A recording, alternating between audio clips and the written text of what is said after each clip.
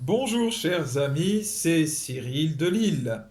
Aujourd'hui, Fiducia Supplicans, la déclaration de doctrine catholique qui permet aux prêtres, aux évêques, aux diacres de bénir des couples en situation irrégulière au regard de l'Église, c'est-à-dire des couples homosexuels, divorcés, remariés, concubins non mariés. Voilà une déclaration qui a fait énormément parler dans le monde catholique, dans l'Église, et qui a créé un véritable séisme.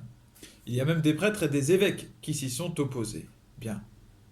Alors, cette déclaration de doctrine, donc comme je le disais, permet aux prêtres, aux évêques, aux diacres catholiques de bénir hors liturgie. Hors liturgie, c'est une précision très importante. Donc de bénir les couples qui ne sont pas conformes à l'enseignement de l'Église. Comme je le disais, les homosexuels en font partie, ceux qui sont divorcés et remariés, voilà, et les concubins qui ne sont pas mariés. Voilà. Ils sont donc, comme je le disais, dans ce qu'on appelle une relation irrégulière, c'est-à-dire qu'ils ne respectent pas la règle de l'Église. Bien. Cette déclaration a occasionné une levée de boucliers dans le monde catholique. Et comme je le disais, même des prêtres et des évêques se sont levés pour s'opposer à cette décision.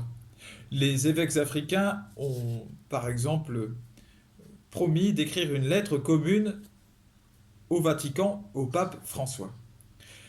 La plupart de ceux qui y sont opposés accusent donc cette déclaration de contredire certains dogmes fondamentaux de l'Église.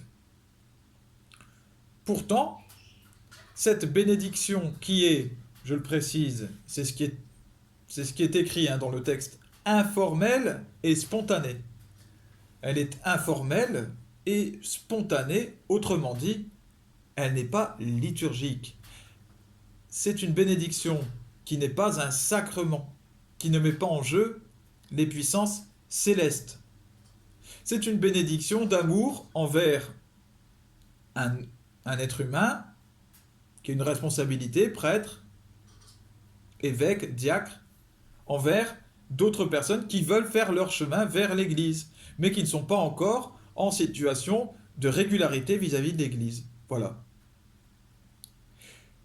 Cette bénédiction n'est ni un sacrement, ni un rite, aucune cérémonie n'est nécessaire. Voilà. Alors, à ce titre, non, cette déclaration ne va pas à l'encontre d'aucun dogme.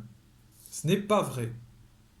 Elle n'enlève pas le statut de péché qui est accordé par l'Église à l'homosexualité, aux relations divorcées remariées ou aux relations entre concubins non mariés.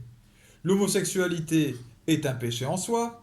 Divorcé, remarié, c'est Jésus-Christ qui condamne cela en disant que celui qui quitte sa femme ou son homme et en épouse un ou une autre est adultère. Et les concubins non mariés, quant à eux, eh bien, sont dans ce qu'on appelle la fornication, c'est-à-dire qu'ils ont des relations sexuelles hors mariage. Bon, eh bien, tout cela n'est pas changé. L'Église soutient toujours la relation amoureuse hétérosexuelle dans le mariage évidemment religieux. Ce n'est pas une alternative au mariage, en aucun cas. Les relations sexuelles hors mariage sont un péché, les relations sexuelles irrégulières sont un péché, mais pas l'affection unissant les personnes, y compris les personnes de même sexe. Et voilà tout l'enjeu de cette déclaration. Ce que l'on vient bénir, c'est une relation entre deux personnes qui nécessite d'être maturée.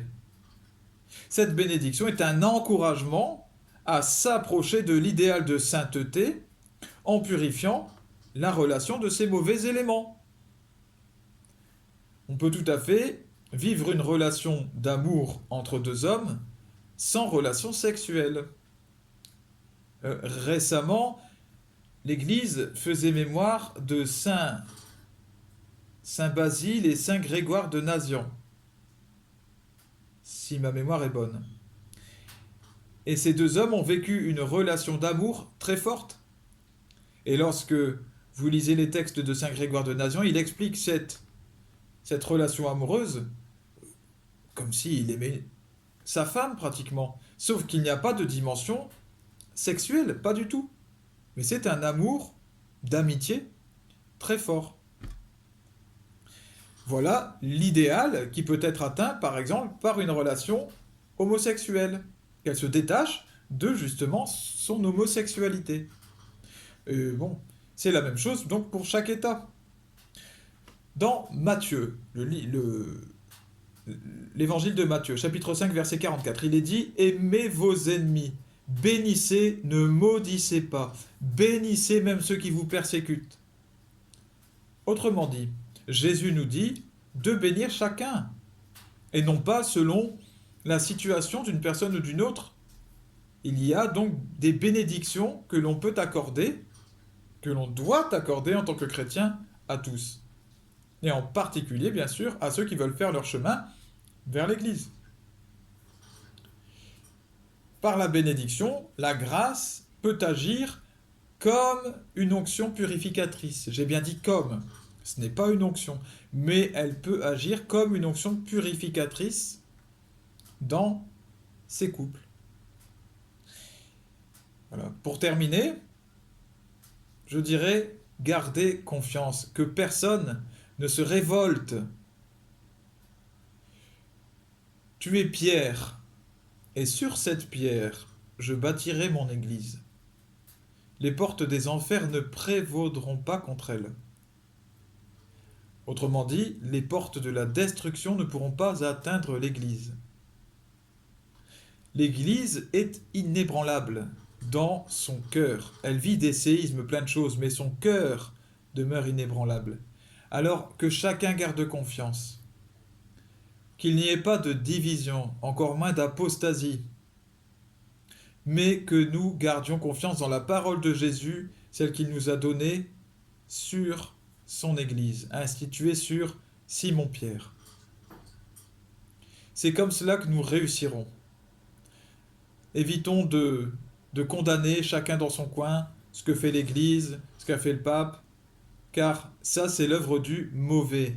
Le diviseur vient semer la discorde, vient diviser pour mieux régner, diviser avant tout l'Église, bien entendu les enfants de Dieu.